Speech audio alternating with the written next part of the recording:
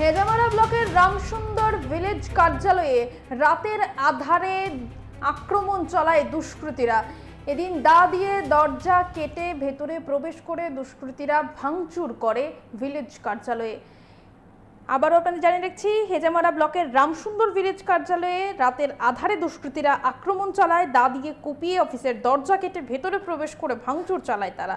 ঘটনা সকালে সামনে আসতেই ব্যাপক চাঞ্চল্য ছড়ায় গোটা এলাকায়। সিসি ক্যামেরার ফুটেজে ধরা পড়ে স্থানীয় উপেন্দ্র দেববর্মার ছেলে সাজরা দেববর্মা এই আক্রমণ চালায়। পরবর্তী সময় ঘটনাস্থলে আসে পুলিশ, এরপর তদন্ত শুরু করে। এখন দেখার এই দুষ্কৃতীর বিরুদ্ধে ভিলেজ কমিটি কি পদক্ষেপ গ্রহণ করে এবং দুষ্কৃতীর বিরুদ্ধে কি পদক্ষেপ, কি ব্যবস্থা নেয়, আমরা শুনবো ঠিক কি জানাচ্ছেন তারা।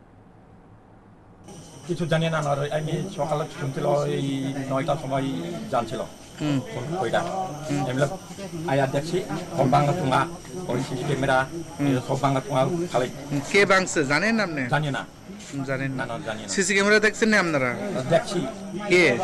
এই ওই সামনে বাড়িতে ওই ওনার নাম কি? এর নাম সাধারণ দেবব্রহ্মানি কি জানি ওইটাছে। কি করেন তাই নিয়ে? কিছু করি না। কেন এভাবে পঞ্চায়েত আইসে এভাবে চুলমার করছে কেন জানেন আপনারা? জানি না আমরা। আপনি এই এলাকার চেয়ারম্যান? চেয়ারম্যান।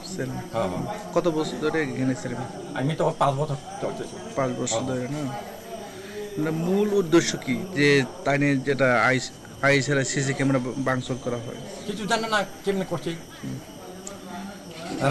রাত্রে আয়া বাংলাইছি আমার জানি না তো আমরা। থানাতে মামলা করা হয়েছে? করছি।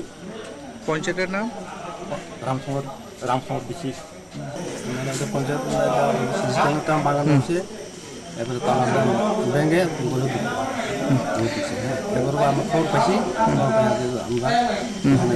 করছি। এমনি কি ক্ষতি হয়েছে?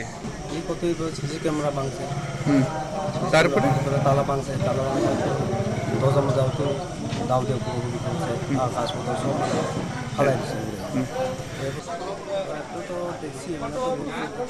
এই ছেলের নাম কি? বাড়ি কোথায় ওনার? ছেলের নামটা মনে চিনে না।